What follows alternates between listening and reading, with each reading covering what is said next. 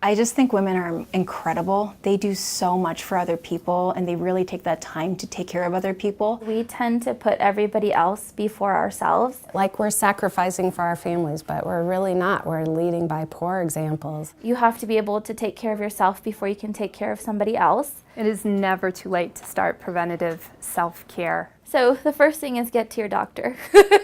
That's the first place to start. And a lot of my patients actually do it during the month of their birthday. So that birthday month is their month. And so they come in and we do all their age-appropriate screening, mammograms, pap smears, shots, all that good stuff.